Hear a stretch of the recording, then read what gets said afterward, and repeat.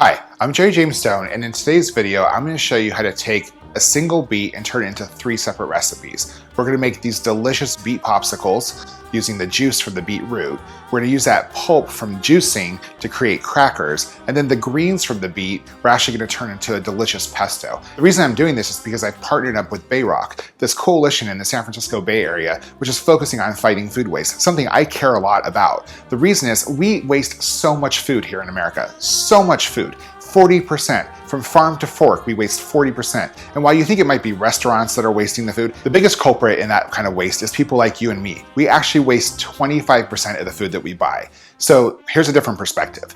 In California, we produce some of the nation's top fruits, nuts, and vegetables. We're the biggest producer. So when the country is throwing away 40% of its food, it's throwing away one of our major resources, water, something we don't have a lot of. So by preventing food waste, you not only save money, you save water, you save energy, and you eat a lot better. And I think you're really gonna love the recipes I'm gonna show you today. So why don't we get to it?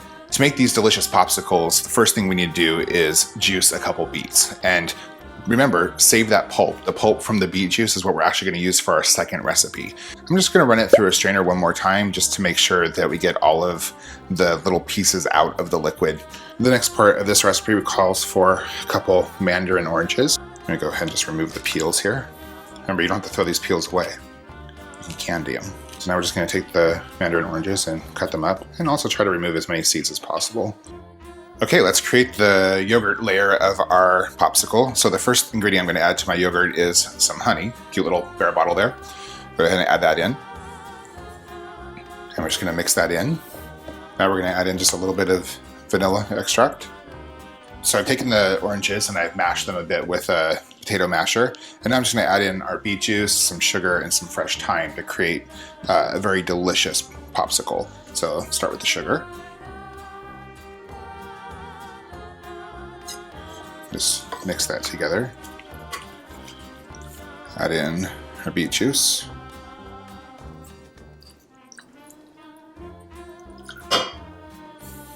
I'm going to add a sprig of fresh thyme. Take this over to the stove and bring it to a simmer. Now I'm just going to mix this all together. Once it starts to boil, turn off the heat and then let it cool. Now we're going to assemble our popsicles, adding mixture, just a little bit to each container. Add in our flavored yogurt to the mold. Just pour that in there. We're just going to top off the popsicle mold with more of the beet and orange. Now that we've finished off our assembling the popsicles, we're going to just place in the popsicle sticks and put it in the freezer. How great does this look? Okay, so we made our popsicles using the beet juice. Now we're going to take that pulp and actually make crackers with it. In fact, I'm actually going to mix in some carrot pulp from juice I made earlier in the week, just to show you how easy it is to take scraps that you have and turn them into something new. Waste less. So check out this beet pulp from juicing the beets. Super colorful, and it's still delicious. We're going to actually use it to make some crackers. So that's up next. So we're going to use 1 cup of the beet pulp, and we're going to use 1 cup of the carrot pulp.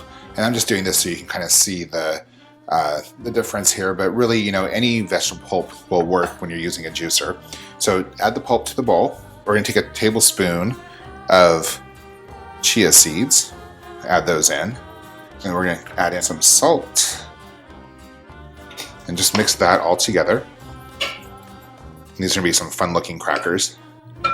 And then we're going to mix in flour. Here's the tricky part of this recipe. Every juicer is different. And how much liquid is left over in the pulp really depends on the juicer itself. But what we need is this to all stick together and form a ball so we can roll it out and make the crackers. And you don't want it to fall apart. So it's almost kind of happening a little bit, but we're going to just use a little bit of water to make sure it definitely happens. And you need to sort of judge this for yourself. You want just enough water to make it stick together, but just enough to like keep it together. So you should be able to form it into a ball. And for me, that it just took about a tablespoon of water for that to work. There's the dough for our crackers. So we'll let this sit for a few minutes and then we'll roll it out and we're gonna throw it in the oven. So let's just kind of squish our disc down a little bit, our ball down into a disc here. Then we're gonna roll this out by placing another piece of parchment paper over the top and just lightly pressing it out here. I want it to be about 1/8 inch thick. There's some texture. I'm going to sprinkle a few chia seeds on top also and just kind of press those in. Just another way to have a little crunch. Then taking a pizza cutter, we're just going to cut the crackers, or cut the cracker shapes. And then when you bake this, as the mixture dehydrates, the crackers magically separate. It's pretty awesome. And now let's just take the dough on the parchment paper and put it on the baking sheet. We've baked these. They're all nice and crisp and ready to be crackers. Maybe these would go well with some of the beet pesto. Okay, so we made our popsicles, we made our crackers, and now we're gonna take the greens and we're gonna make some delicious pesto. Who doesn't love pesto, right?